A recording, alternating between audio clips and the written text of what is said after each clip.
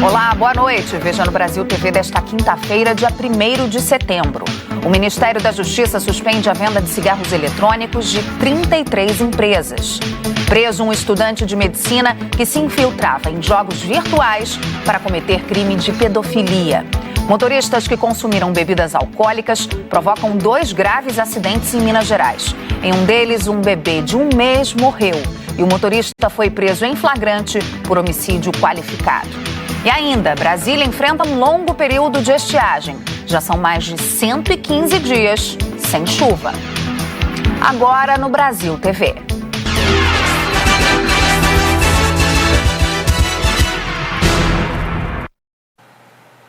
O Ministério da Justiça determinou que 33 empresas suspendam a venda de cigarros eletrônicos no Brasil. A venda é proibida por determinação da Anvisa. O uso desse dispositivo, principalmente entre os jovens, preocupa médicos por conta dos impactos à saúde. Foi com o cigarro eletrônico que o estudante Juan Espinheira se tornou dependente de nicotina. O primeiro contato foi assim, em rolê, em festa. Aí eu fui lá, tabacaria e comprei. Juan faz parte do público que mais consome cigarro eletrônico no Brasil.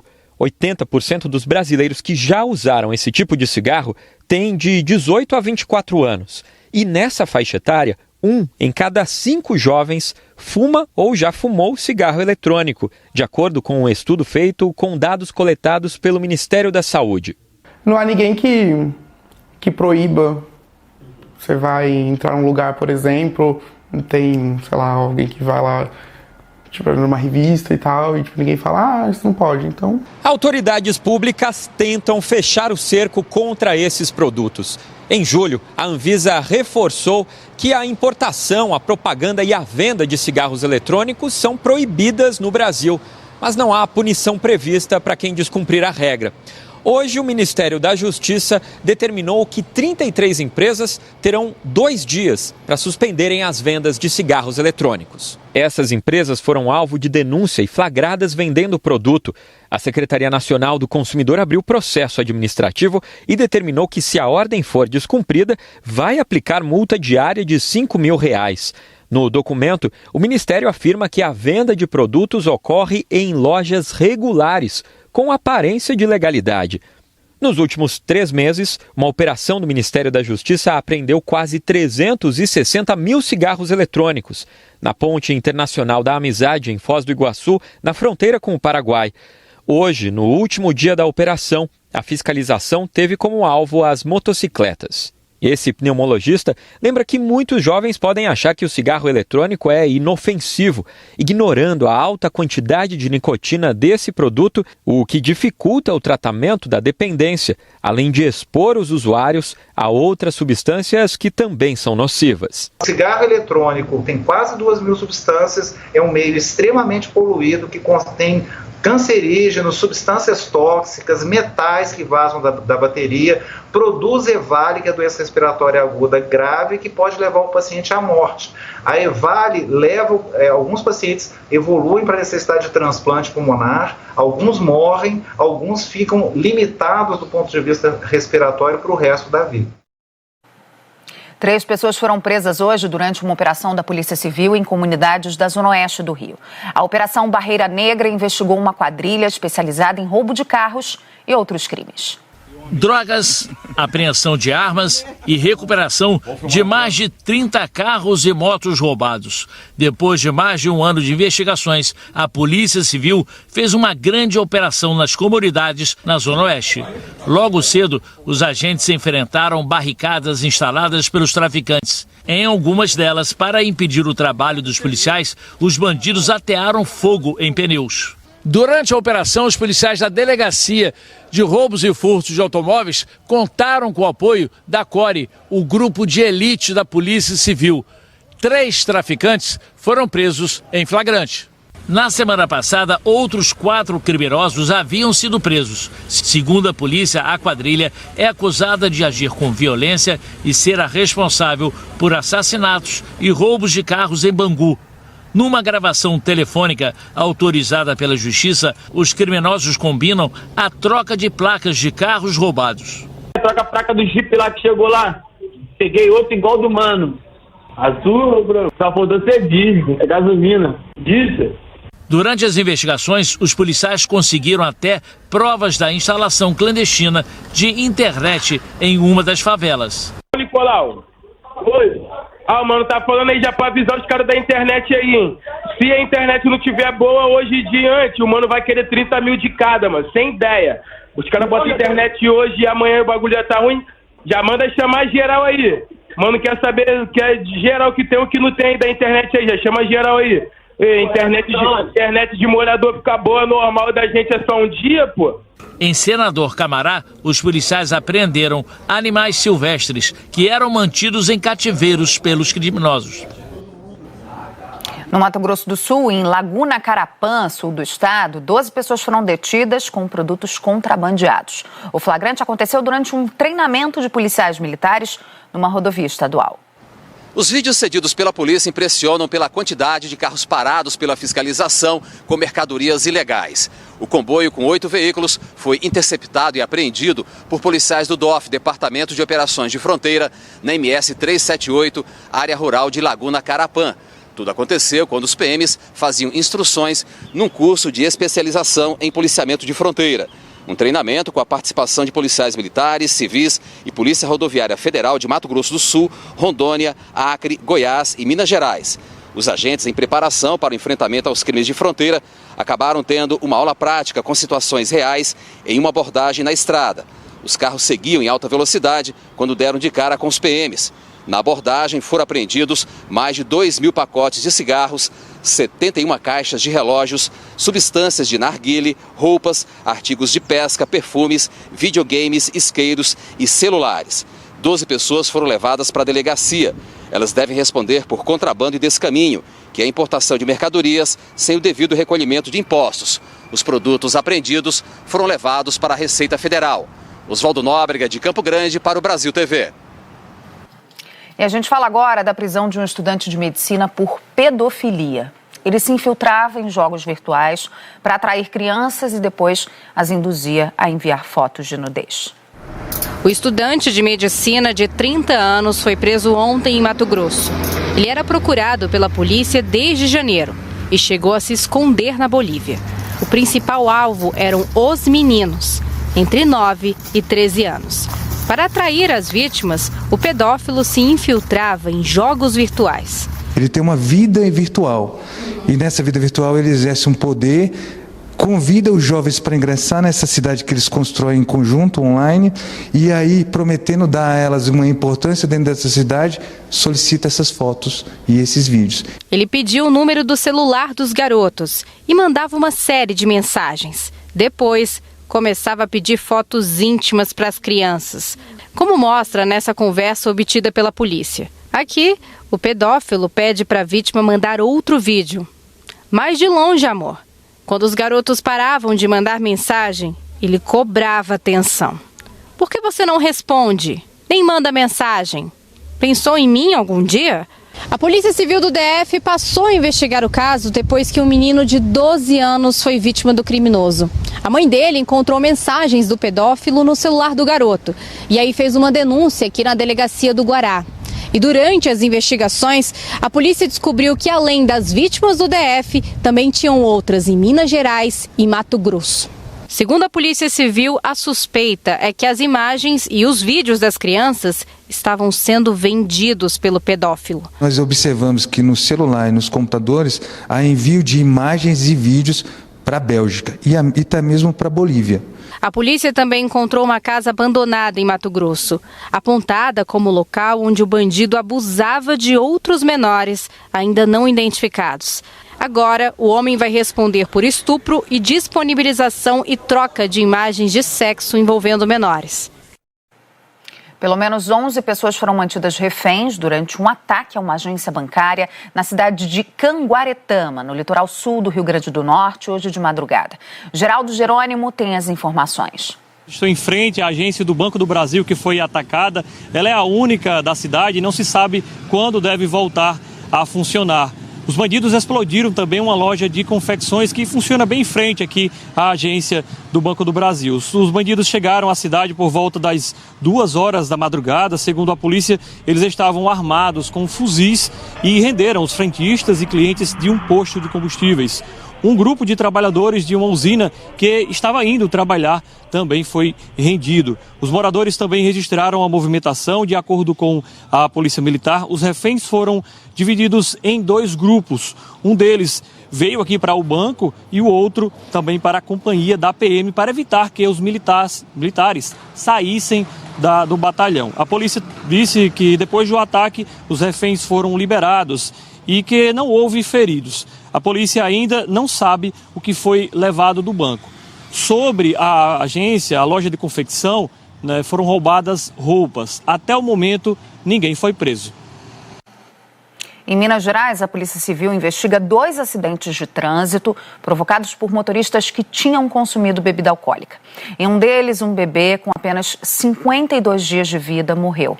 Outras 5 pessoas da mesma família estão internadas. Hernani Fiuza tem os detalhes. São essas vítimas a Sara Cristina Barbosa, de 21 anos de idade, também o Fabrício Fonseca, de 34 anos, ainda uma adolescente de 17 anos, um menino de 4 e também o motorista desse veículo, que é o João Henrique Barbosa, de 22 anos de idade. A informação que a gente tem a princípio é de que ele também não era habilitado, também não podia conduzir esse veículo. A 6ª pessoa que estava dentro desse carro era um bebê que não tinha completado nem 2 meses de idade. Infelizmente, ele não resistiu aos ferimentos, chegou a ser atendido na própria cidade de Pedro Leopoldo, onde esse acidente aconteceu, mas não resistiu, O acidente foi na MG 424, como eu disse, na altura do município de Pedro Leopoldo, ontem à noite.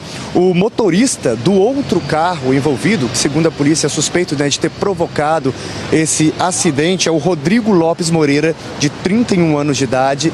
Ele, segundo o teste do bafômetro que foi feito, havia ingerido bebida alcoólica e também estava com a carteira de motorista vencida. Ele foi conduzido até a delegacia, foi ouvido na cidade de 7 Lagoas. Ele foi conduzido agora para o sistema prisional, vai permanecer preso aí para poder responder por esse caso, Caso lamentável, como a gente disse, esse motorista estava com 0,62 miligramas de álcool por ar expelido, o que, pela legislação brasileira, claro, é considerado como um crime de trânsito. E o segundo acidente foi flagrado por uma câmera de trânsito. Segundo a polícia, o homem que dirigiu o carro tinha bebido e não tem nem habilitação. A passageira disse aos militares que eles passaram a noite em um bar. A câmera exclusiva da Globo na barragem da Pampulha registrou o momento exato do acidente. Em alta velocidade, o motorista perdeu o controle da direção ao tentar fazer uma curva. Invadiu a pista exclusiva do MOVE, capotou e bateu em um poste. O impacto da batida foi tão forte que o poste foi arrancado. O veículo parou com as rodas para cima, com um dos eixos quebrados. O motorista e a passageira saíram sozinhos do carro. A mulher de 21 anos e o condutor de 23 tiveram ferimentos leves e dispensaram o atendimento médico. A passageira contou que ela e o motorista voltavam para casa quando se envolveram no acidente. O homem passou pelo teste do bafômetro, que comprovou que havia consumido bebida alcoólica. O resultado foi 0,51 miligramas de álcool por litro de ar expelido, o que configura crime de trânsito. Além disso, ele é inabilitado. Arthur Vilaça Linhares foi preso e encaminhado para o Detran. Parte da pista do MOVE ficou interditada durante a madrugada e só foi liberada com a retirada do carro. Esse motorista foi autuado por embriaguez ao volante, mas liberado depois de pagar uma fiança de R$5 mil.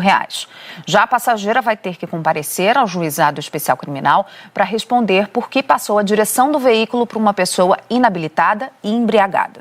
Nós não conseguimos contato com as defesas dos 2 motoristas que provocaram os acidentes mostrados nessas reportagens. E a seguir, começou hoje em Belo Horizonte o Fire Festival, o maior evento de empreendedorismo digital do país.